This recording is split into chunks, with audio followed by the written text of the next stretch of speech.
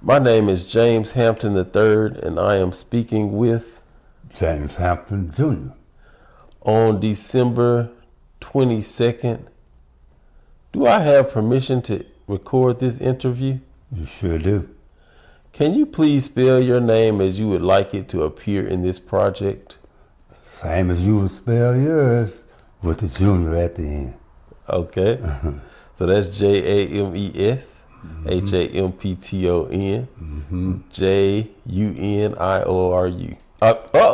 blew. JR, period. There we go. That makes it easy on us. Yeah. All right. So here's the first question. Tell me about yourself and what makes you unique. Well, I think what makes me most unique is the fact that I'm simple.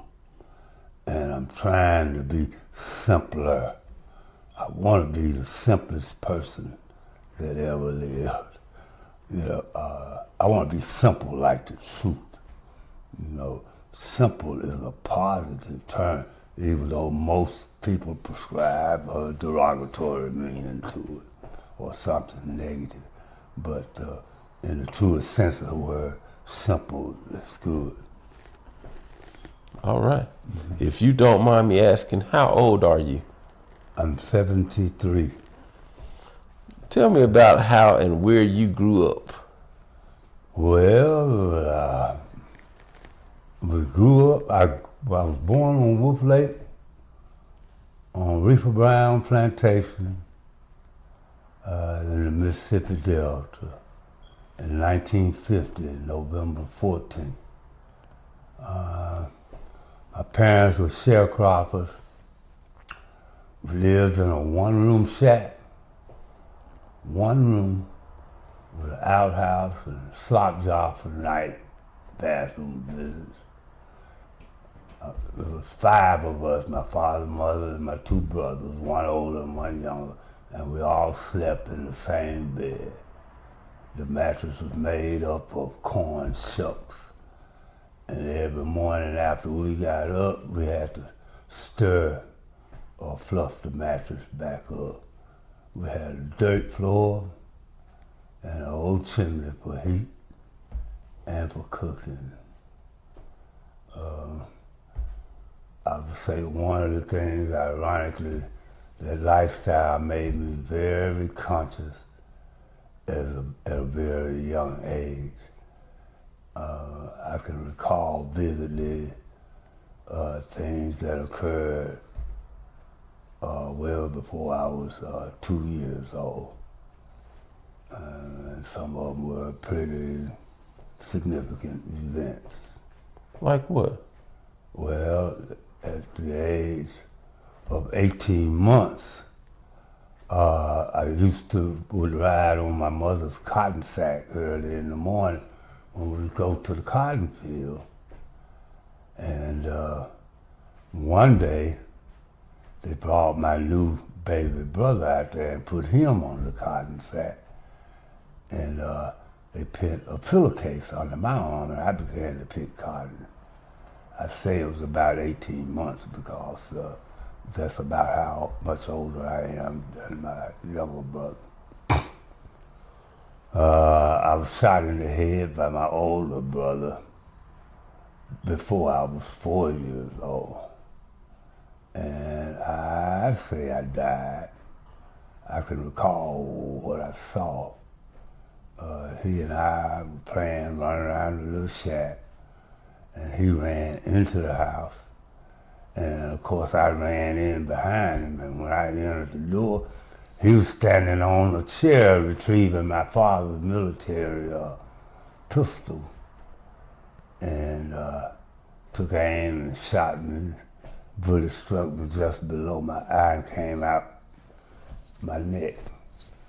And the last things I remember seeing, I saw all the evergreen trees through the cracks in the wall of the old shack. And then everything went black, and I saw these vividly red vertical lines, which I presume was blood inside my eyelid. And that's the last thing I recall. I don't know how long I was gone, but I recall the first thing I saw when I came back. I thought they were pushing me in a wheelchair, pushing me away from this long country hospital, which was nothing but like a long shotgun type house with open doors on either side. And I was looking straight down the front, through the front door, all the way down the hall to the back door. And the back door seemed to have been open. And the sun was setting directly behind a nurse who was at the back door dressed all in white. Now, I don't know if this actually occurred or if that was me going through the, real life circumstances that most people describe, the hallway being the tunnel, the setting sun being the bright light, and the nurse being the figure all dressed in white. I never had seen a nurse before in my life. Matter of fact, prior to that time, we hadn't had contact with many people other than the Browns who owned the plantation and their son, and a few people that we knew, and family. Those are some experiences that are definitely unique, at this time. Can you describe who raised you and how they raised you? Well, I can say primarily my mother and father raised me. And, old school, who taught basic morals. Do unto others as you would have them do unto you, primarily being the main rule.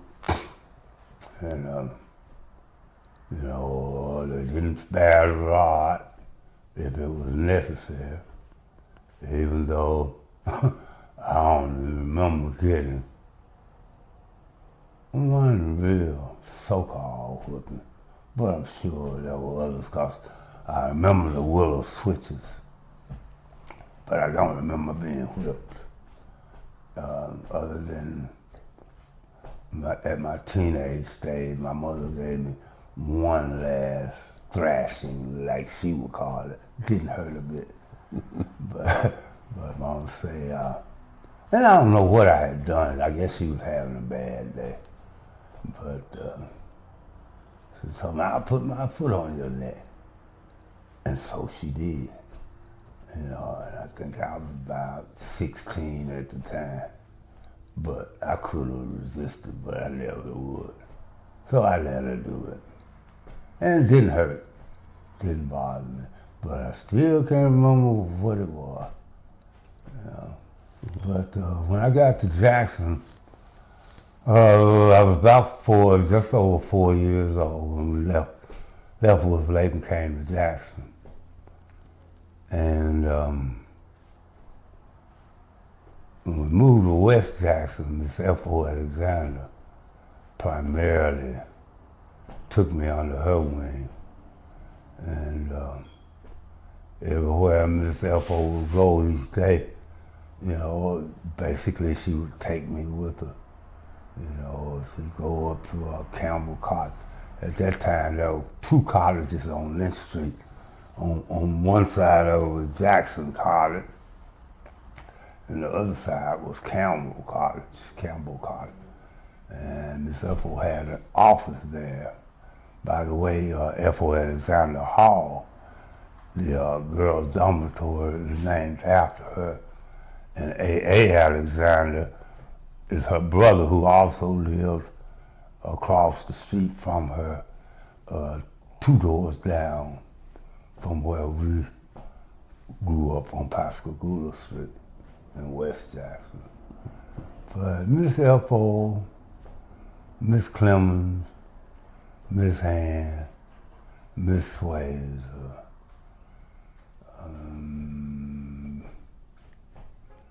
Miss Green, wife of Percy Green. But primarily the ladies in the neighborhood, Miss McDowell. They always gave me something to do and made sure I had some money in my pocket, the change, for errands like going to the store, taking out their garbage, you know, all kinds of things like that. So I would say pretty much the neighborhood was involved in raising. Okay. That's interesting. In relation to what's going on today, and we're gonna ask some questions about that later on to try to talk about the today and how things were. But where did you grow up? After, well, that's after Jackson. So let's go ask this. Describe a typical day from your childhood. Typical day. Well, it depends on what season it was.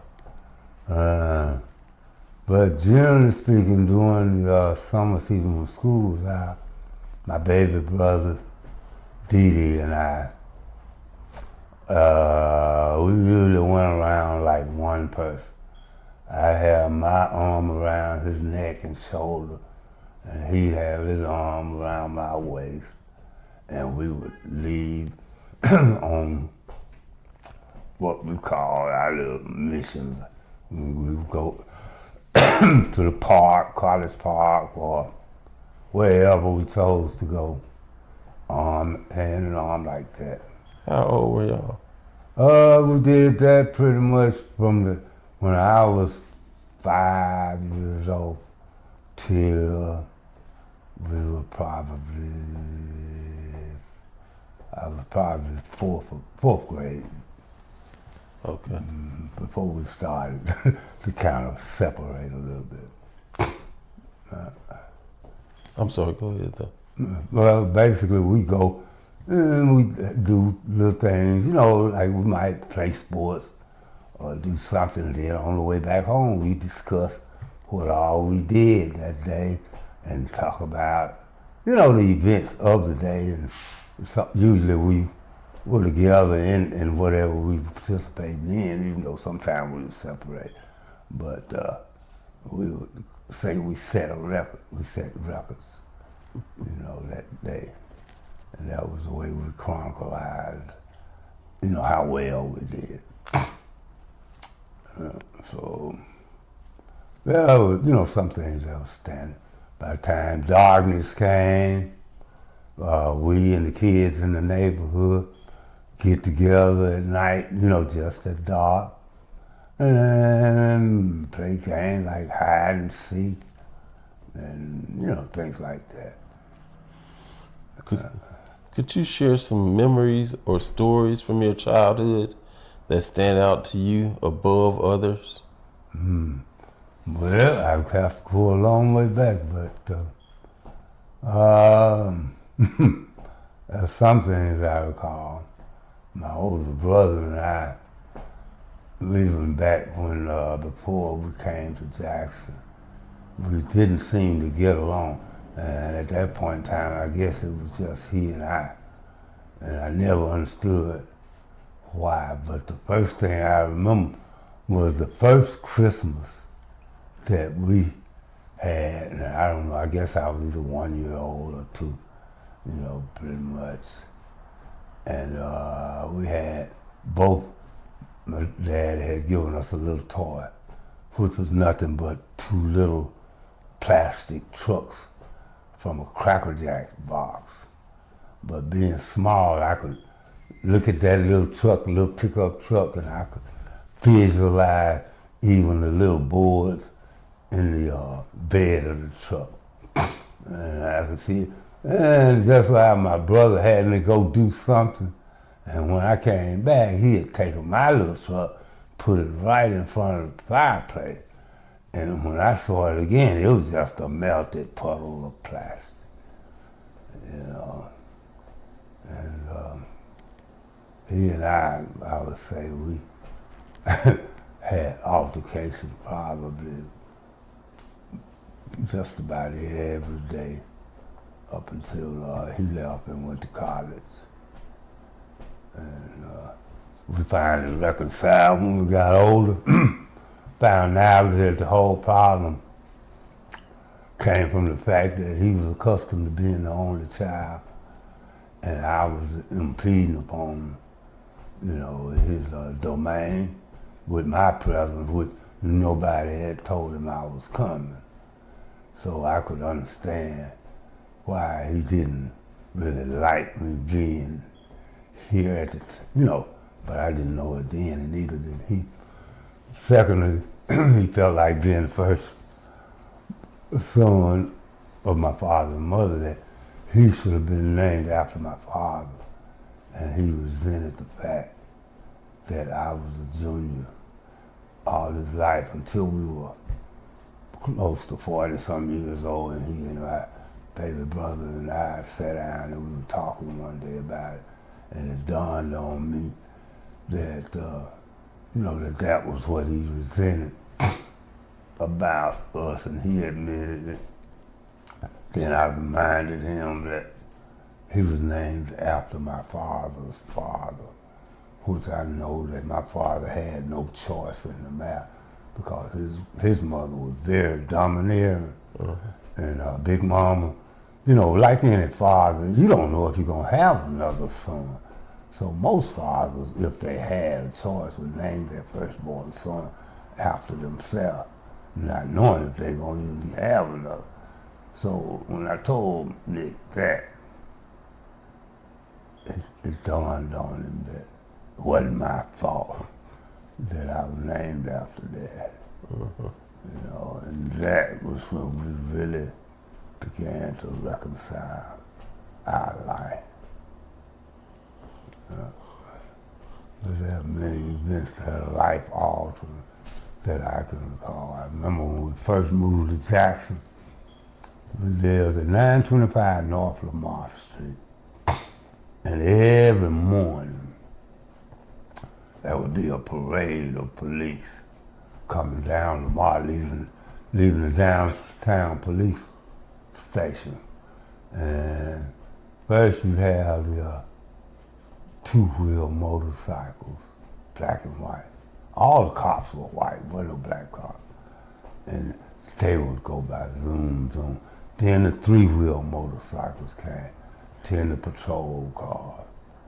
And I recall one day, some of the officers came back on their motorcycle and told my grandmother that we were out there throwing things at them. We hadn't done anything like that. As a matter of fact, it would never cross our mind. We just enjoyed standing out there watching them. It was like a parade every morning. And if they weren't lying, they were mistaken. Perhaps there was some other kid along the route, but that let me know, kind of gave me the impression right then that they were not my friends, because they took the time to come back, and as I proceeded to lie on her, that kind of set a precedent which police upheld throughout my life, pretty much, at least the white police, up until some events later, that they really weren't friends of mine. But there are a number of other things, but I won't prolong that. Okay. As far as raising children, can you tell me about your experience of becoming a parent, a caretaker, or supporter of children? Well, yeah. When my wife Jackie and I decided that we were ready to raise a family and have kids, I had a revelation. Having been born in the country and raised in the country, and having seen hogs slaughtered and chickens' necks wranged for Sunday dinner and things, I was accustomed to animals being, chickens, before you kill them, if you're gonna eat them, generally you put them on a hardwood floor, you put them in a chicken coop, and then you feed them, a grain diet. You know, other than that, they might be free range, running around, eating anything and everything that they see. But prior to slaughtering any of them, you pin them up and you feed them, primarily because you are what you eat. And so you want to clean them and, you know, get them on a good diet before you slaughter them to eat. But at the point when we made the decision to have kids, the revelation came to me that I should put myself on a hardwood floor, give my kids the best opportunity from birth or from conception to be the best they could. So I shared the thought, but Jackie didn't need it, but, you know, because nature takes care of a lot of that. But primarily I stopped drinking beer or anything else. I ate better and ate right, and just basically did what I would do prior to slaughtering a hog. Just got on a good diet and cleaned myself out. And before we even, you know, started to prepare for the kids, that was our first preparation. How many children do you have, if any? 2. Boy, a girl and a boy, in that order. When you are raising children, or could you describe what a typical day looks like?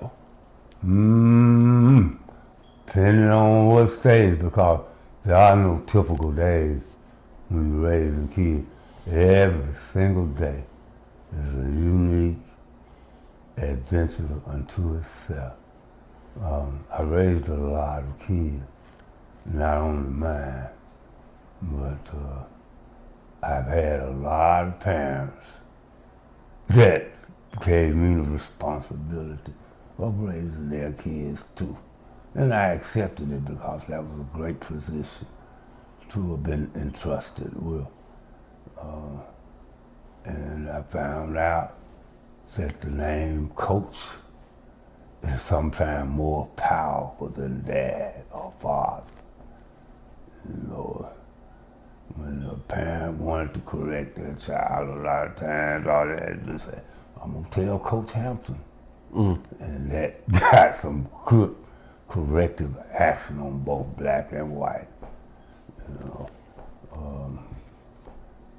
So how do you describe your role as a coach or a parent, either, or both, either or? They were basically interchangeable. You know,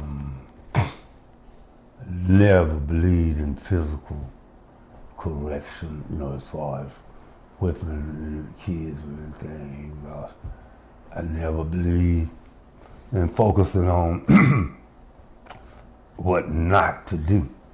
You know, another revelation that came to me is that if I spent time on what I wanted him to do, the things that I didn't want was unnecessarily to be brought up.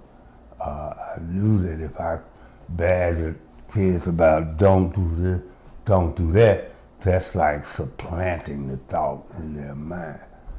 So what I did was I just focused on what I wanted them to do.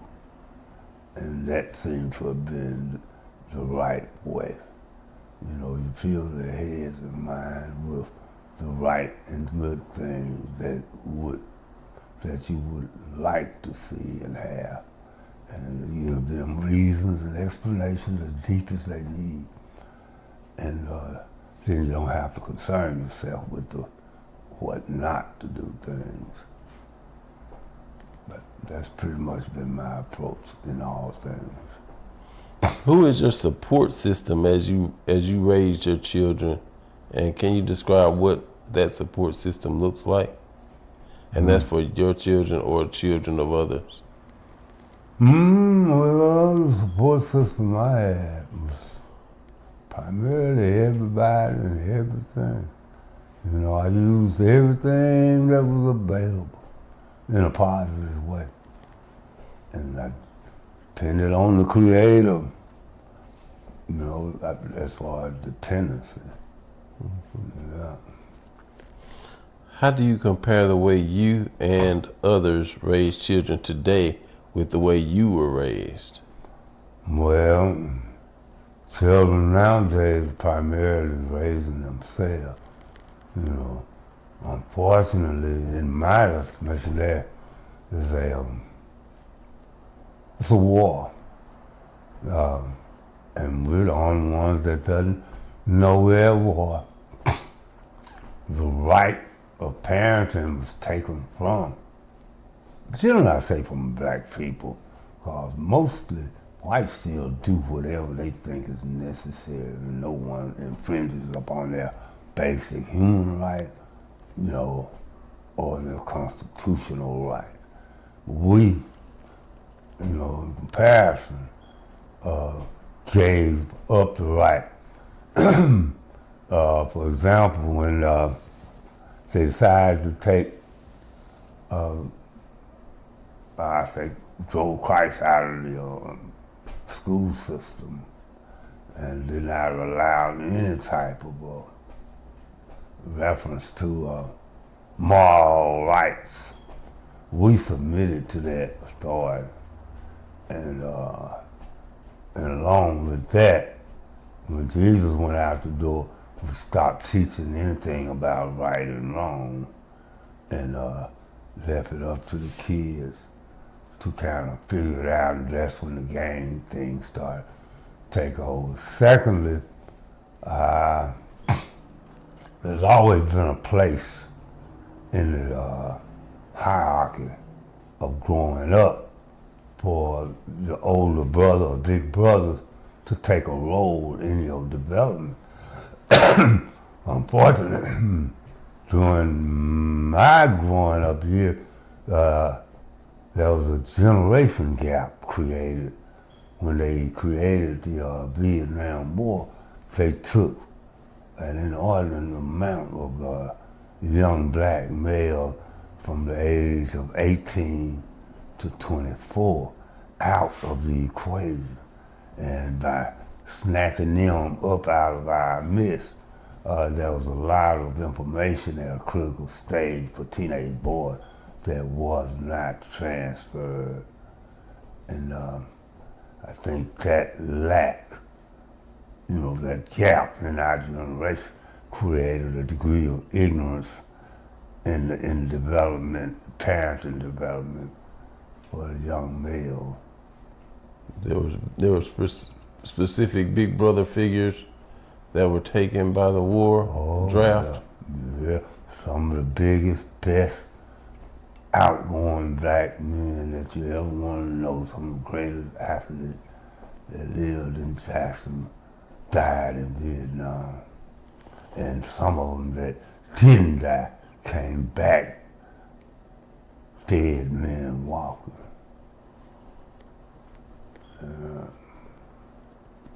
Can you compare the way you were raised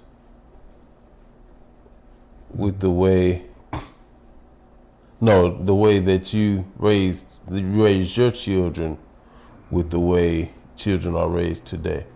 Yeah, I was always involved in my kids' growth and development in one degree or another. You know, I always shared with them. Nothing was too much. You know, if they wanted to talk about it, we could find a way to talk about it. You know, I don't care how old or how young they were. We never whipped y'all. Not even one of our kids ever got a whipping from me or my wife, because, as I would say, they never did anything that I thought deserved a whipping. So they wouldn't have known that. They may not even realize they didn't get one. But it wasn't that we didn't believe in it. It's just that never did anything that we knew. I'm sure they did something, but nothing that we knew that would justify physical beating, you know. So even though there are kids that deserve or need it in some time, because in my time as a school teacher with Jackson Public School, I ran across everything that you can imagine, male and female, black and white, young and old, you know. And we dealt with it. We dealt with it in a positive way. But see, most of the kids now, there's no male figure in their life. So for the boys, there's nobody there to teach them how to be what a man is. You know, they have misguided conceptions about manhood. And a lot of it's just pure ignorance. You know, but we, right now, as a whole, people are lost. You know, they're headed in a long direction, but our kids have purposely been made illogical. They've been taught illogic. Their logic is ill. And that's something that is created, an illogical society. And that's primarily what we have and what we live in now, an illogical society. Break. All right, after a short break, can you paint a picture of the neighborhood that you live in? Well, I do that all the time.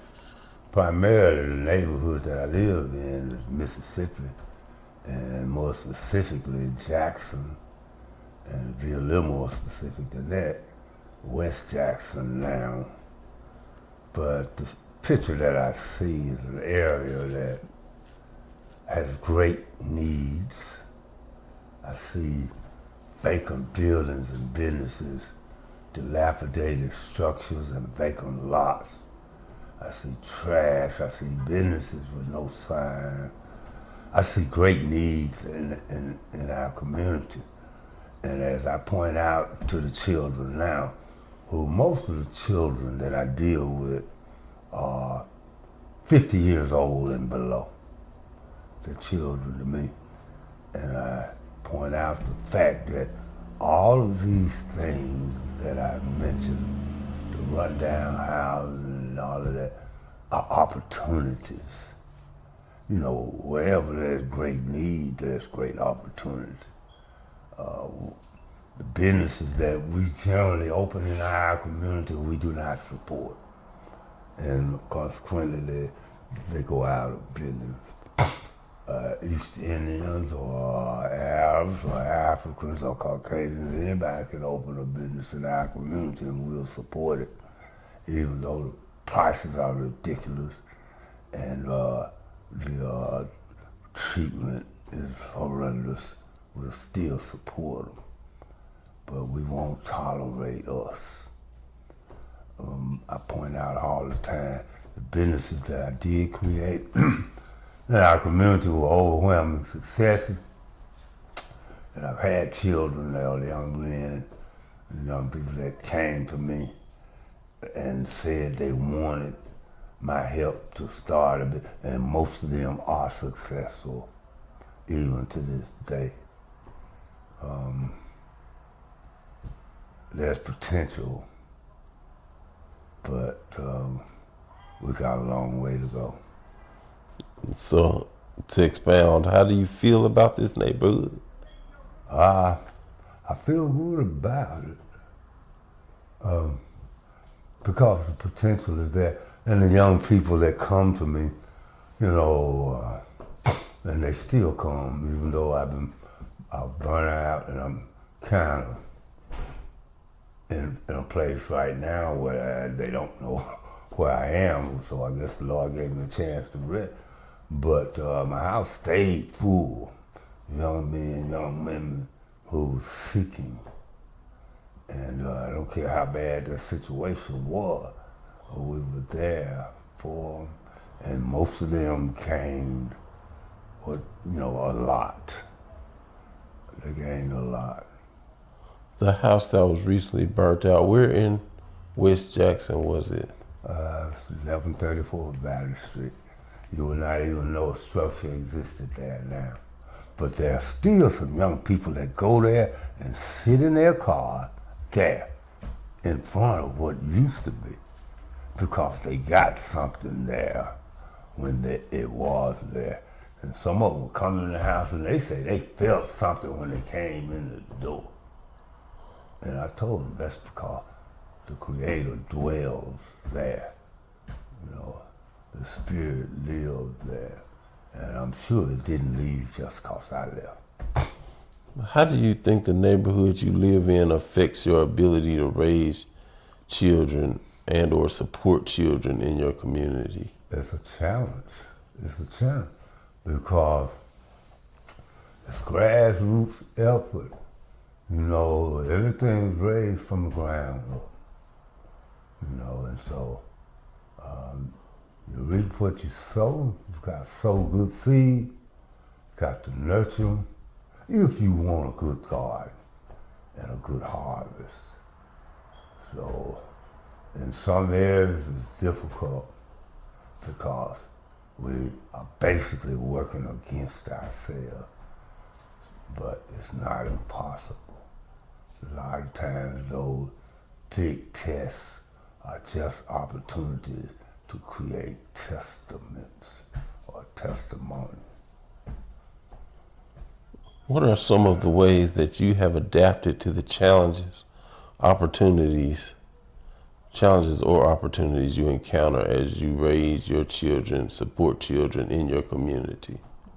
Well, the way I adapted, when I found out how powerful my will was, the capacity to manifest anything that I chose, I gave it back to the one who could handle it.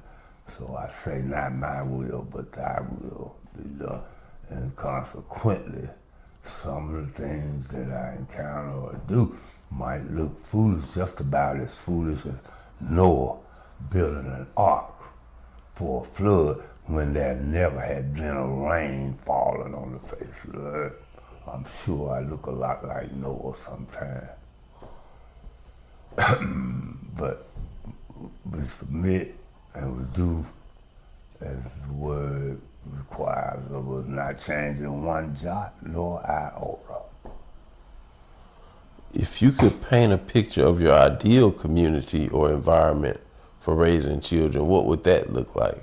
It would be Little Eden.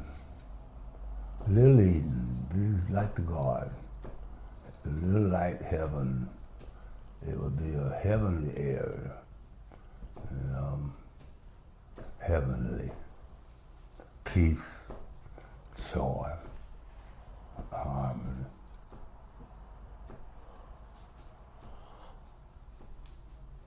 What are your hopes for the children in your community? I hope that they will come to see the light by whatever means necessary. But I think it's going to take a miracle. And I expect miracles all the time. We are living miracles. Is there anything you'd like to add that I didn't ask about? Nothing that I can think of. How do you predict that parents or caretakers will be raising children in generations to come? It's hard to imagine. As we regain authority, perhaps we will come to ourselves and we will have order, discipline, and all the pillars of heaven, all the righteous pillars of heaven would be employed in our raising of our kids. But right now, the devil has, taken authority over how we raise our kids and how we think, it seems to me.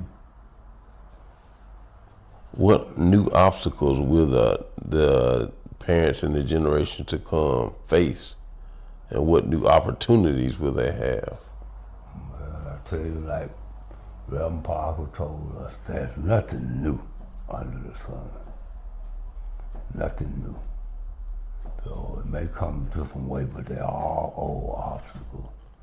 burdens of right and wrong. In what ways do you think that sharing your own stories and ideas will benefit your children and or future generations more generally? Well, I hope that they won't have to go through some of the things that we went through. A wise man seeks wise counsel, and truth is the light in the way. So I hope that they can judge the words and see for themselves what is good and bad, what is right and wrong, what is, what's good for them, and what's true and what's untrue. And perhaps they'll have a better understanding and a better way of approaching life. Well, that's all the questions that I have today. Thank you very much, James Hampton Jr., my dad. I appreciate you answering all these questions. And I agree. I think it's going to be something valuable for people to listen to. Well, I thank you, my son, for asking me. And as I've always said, you're the greatest man I know, not because you're mine, but that's just the way I see it. Thank you for asking. All right. All right.